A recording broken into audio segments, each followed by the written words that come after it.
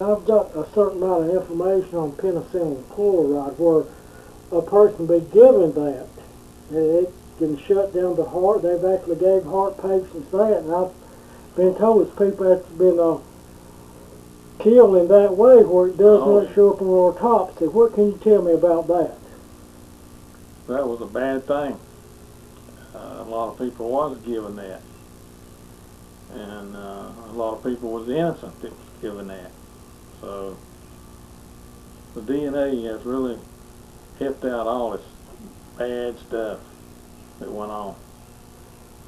Well, what I want to ask you is that I was told that somebody could give somebody just a small amount of arsenic over a period of time.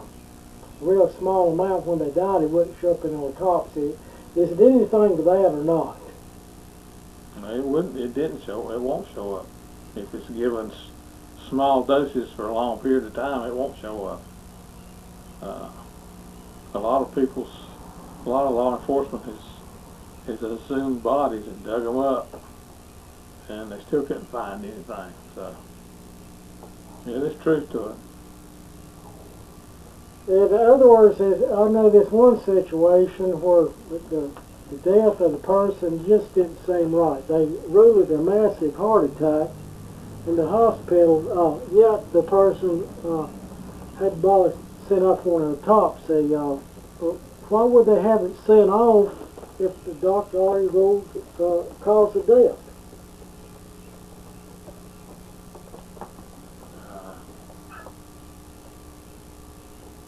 They don't change the fact. Now, I always try to rule the person out, but when these questions don't add up, and I don't want them to be guilty, it don't change the fact. For the good of law enforcement, for the good of injustice,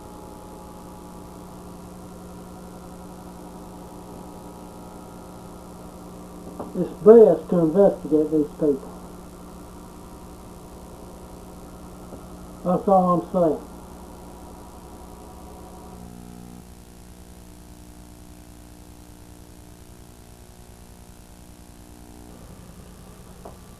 Well,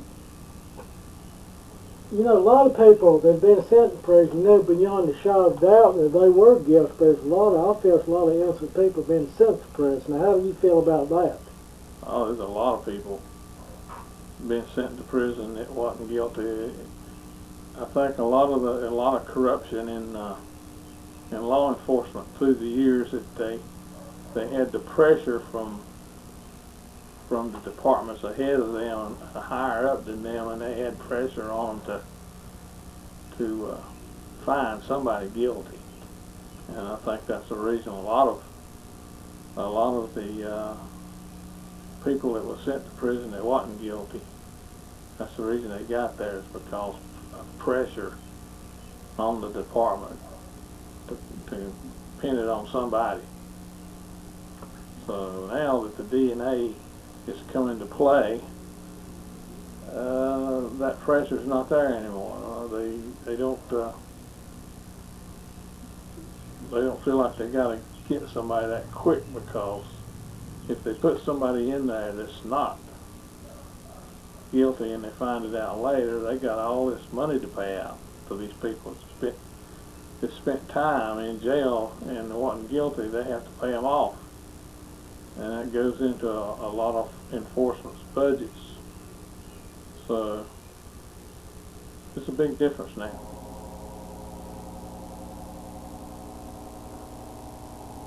What it is, I'm having to work different cases under a different name, and that's my escape from the mob. My job requires me to be different people on different cases. So what I'm saying, I want to go back to work as an investigator.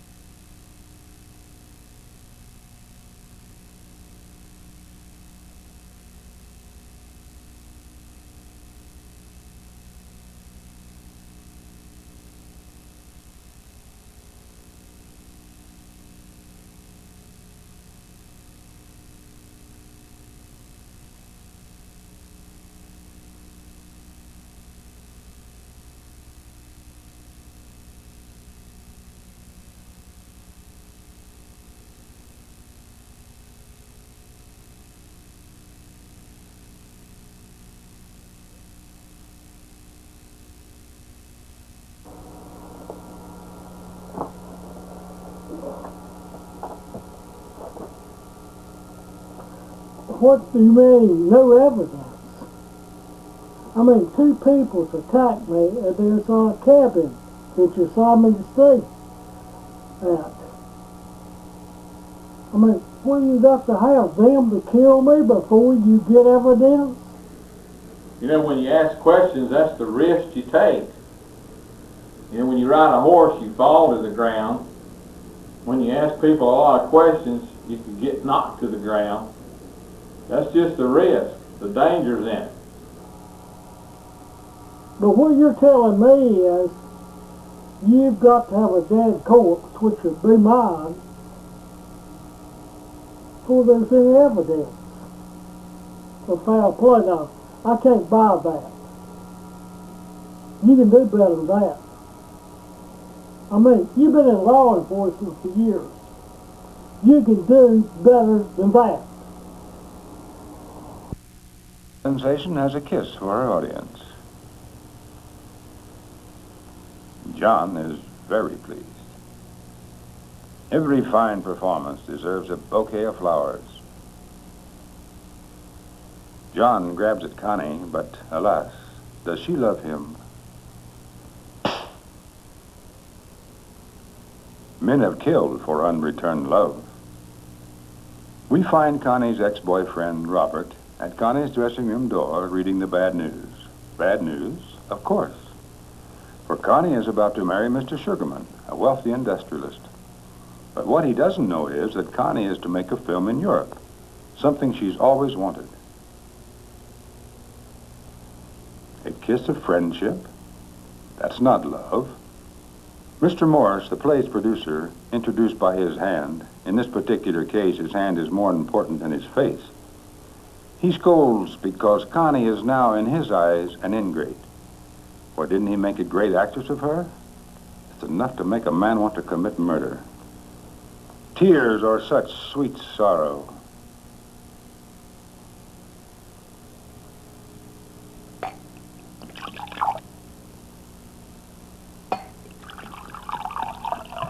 Mr. Sugarman and Connie are toasting champagne before dinner on the eve of their marriage, and then off to Europe. At this moment, Connie is being told that she will be starred in a film made in Europe that Sugarman is financing. Seems her stage success has proved a road to the movies.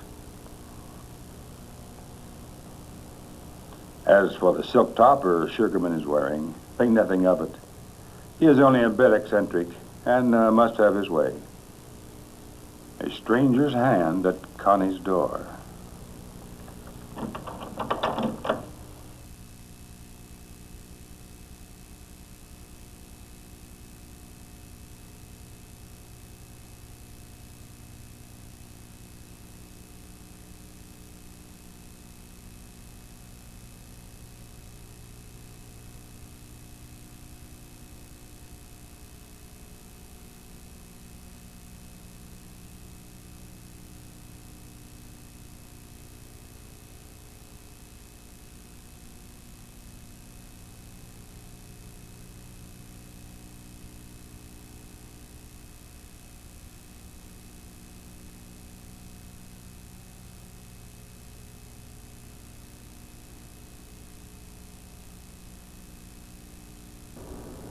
You need to just question a lot of people around these places. It could stir up a lot of interest and lead to something. And what I'm saying is, it's just a matter of time. But we use this to our advantage.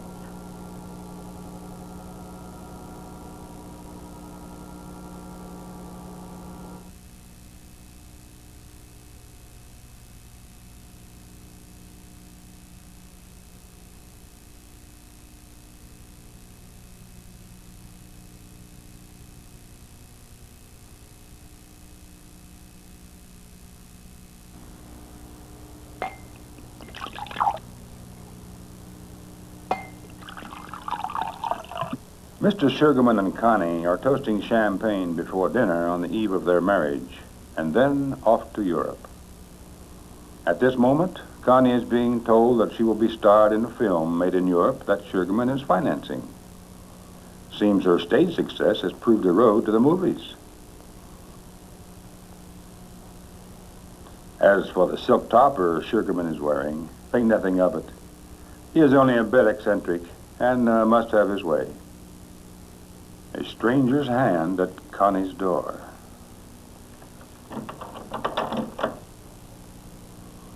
Connie relaxes in front of her dressing room mirror.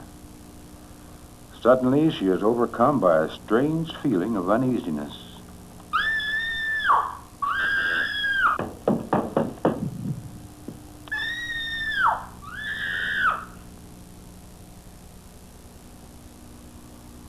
The manager of the hotel calls the police.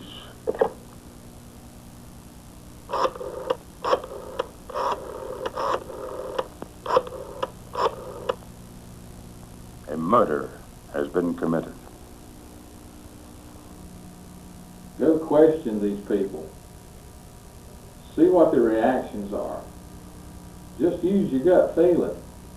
It's just a matter of time. But we use this to our advantage.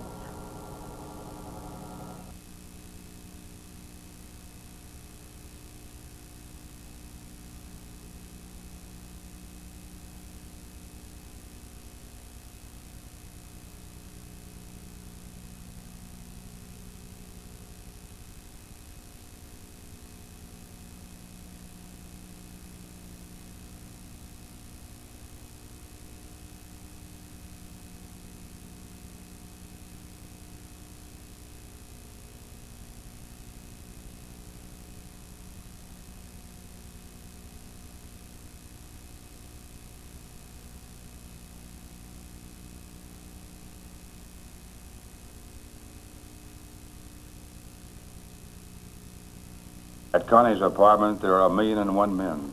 Newsmen, cameramen, and the police. And the chief himself, Inspector McGee.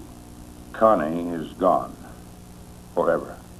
McGee, who has often looked upon murder, is a bit shaken by this one. For who would want to kill so lovely a girl? McGee wonders if he will be able to solve this one.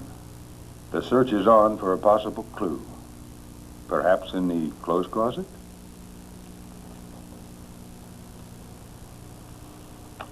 Or maybe a clue here.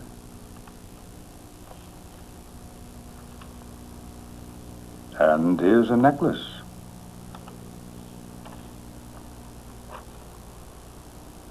Checking Connie's purse.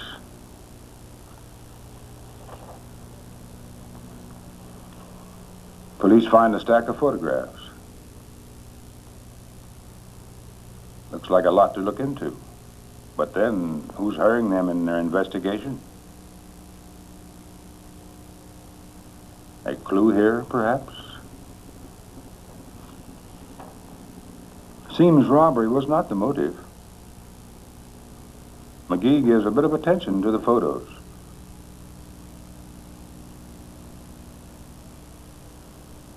Some of them are real cheesecake.